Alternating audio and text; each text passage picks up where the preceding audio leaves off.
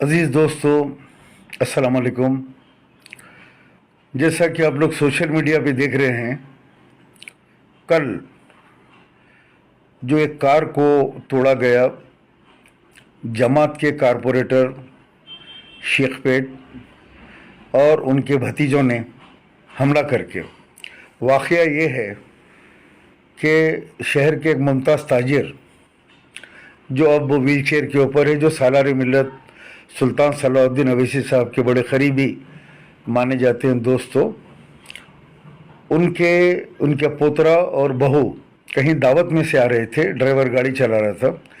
पीछे से एक कार के अंदर शेखपेट कारपोरेटर के भतीजे कहीं फार्म हाउस से या किसी पार्टी से एंजॉय करके, पता नहीं चल रहा है कि वो नशे में थे या कोई ड्रग्स लिए हुए थे, वो तो उनका पुलिस ब्लड टेस्ट करेगी तो पता चलेगा। बहरहाल रोड के ऊपर हंगामा करते हुए जा रहे थे और इस गाड़ी को उन्होंने ओवरटेक करने की कोशिश की। इन्होंने जगह नहीं दी इनके ड्राइवर ने, और आगे जाके बस इतनी सी बात के ऊपर, ओवरटेक की बात के ऊपर गाड़ी को रोका। उसके बाद गाड़ी पे हमला कर दिया, गाड़ी के आईने तोड़ दिए। अंदर एक लेडी बैठी हुई है, खातून है, और वो उनके पोतरे हैं। गाड़ी को, आइनों को और गाड़ी के सामान को सब चिंदियाँ कर दिया गया। उसके बाद जो शेखपेट के कारपोरेटर, बदनाम ज़माना कारपोरेटर है, उनके ऊपर 50 इल्ज़ामात है कि वो शेखपेट में जितने बिल्डिंग्स बनते हैं सारे बिल्डिंगों से मामूल लेते हैं, बड़ा करप्शन है, और वो ले जाके अपनी जमात के सदर साहब को जमा करवाते हैं।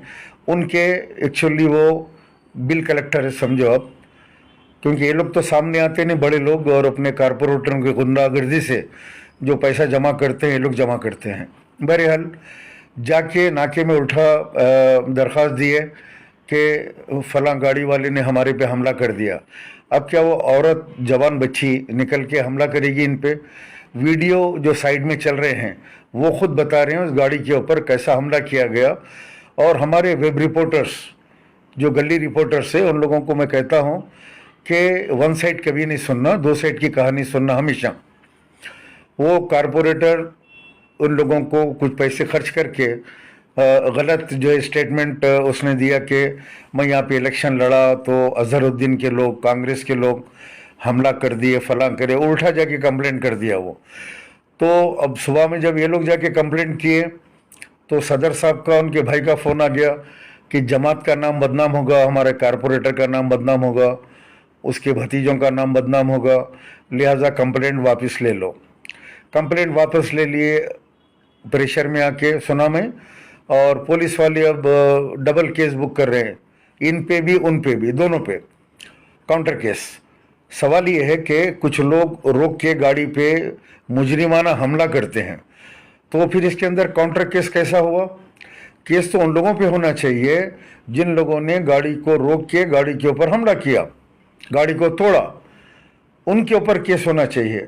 मैं commissioner of police Hyderabad CM Revanth Reddy साहब को ये टैग कर रहा हूँ कि अब हैदराबाद के अंदर ये गुंडागर्दी को बंद किया जाए, और आवाम के अंदर जो खौफ है कि पुलिस एमआईएम के जो लोग होते हैं उनके खिलाफ कार्रवाई नहीं करती, और दूसरे लोगों के, मतलब अपोजिट जो रहते हैं, उनके खिलाफ कार्रवाई करती है, कैसा ट्रेंड है, उसको तोड़ने की ज़रूरत है।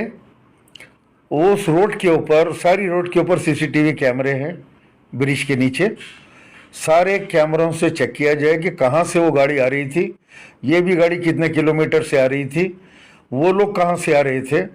मुकम्मल जामे तहकीक़ात करके किस तरह गाड़ी को रोका गया, किस तरह हमला किया गया, ये तमाम चीज़ के हक़ाइक़ को जानकर एक ही मुकदमा बुक किया जाए, वो एमआईएम के कारपोरेटर और उसके भतीजों के ऊपर।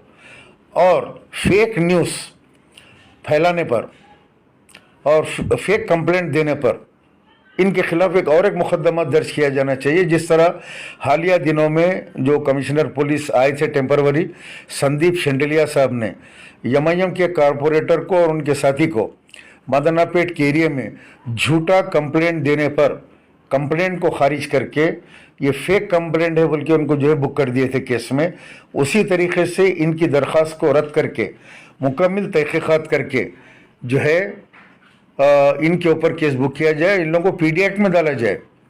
जब तक ये लोग ये एमआईएम के कारपोरेटर्स का जुल्म, उनके हवारियों का जुल्म, उनके मुरीदों का जुल्म पुराने शहर में जारी रहेगा। आप यकीन कीजिए आने वाला 2024 का जो एमपी इलेक्शन है, जो इनके सदर है जो पीठ थपथपाते हैं, बहुत अच्छा काम किए, लोगों को मारे, लोगों को गालियां दिए, जाओ फेसबुक पे बैठ के लोगों को गालियां दो, बदनाम करो, जाके उनके घर पे हमले करो, ये जो पीठ थपथपाते हैं इसका अंजाम ये होगा कि आने वाले दिनों में अवाम जो बज़न हो गई है हैदराबाद की, ये इनके सदर के खिलाफ वोट डालेगी और इनकी सीट यहाँ से चली जाएगी। कांग्रेस की जो है सीट जो है दोबारा हैदराबाद के अंदर आने के बहुत खबी इम्कान थे ये गुंडागर्दी की वजह से।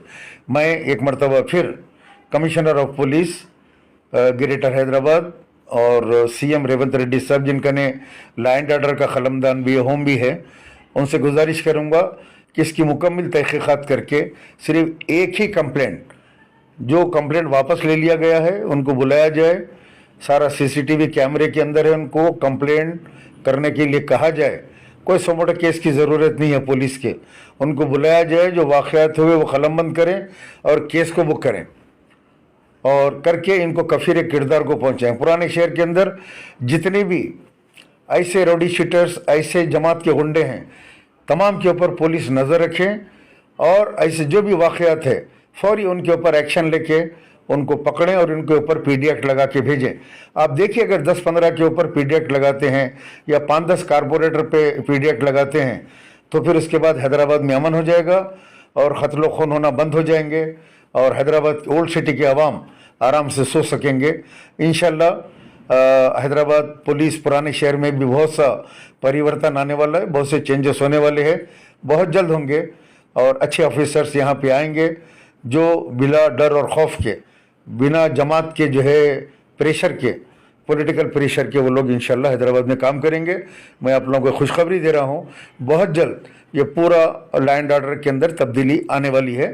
सीएम साहब से बात हो चुकी है और इस केस के ऊपर ख़ास तौर से इसके ऊपर जो है इंक्वायरी करके फौरी जो है इसके ऊपर 2 केस बुक किया जाए, एक तो वो गाड़ी वालों के ऊपर हमला और दूसरा जो है फेक कंप्लेंट करने का केस इनके ऊपर बुक किया जाए, मेरा मुतालिबा है। खुदा हाफिज़।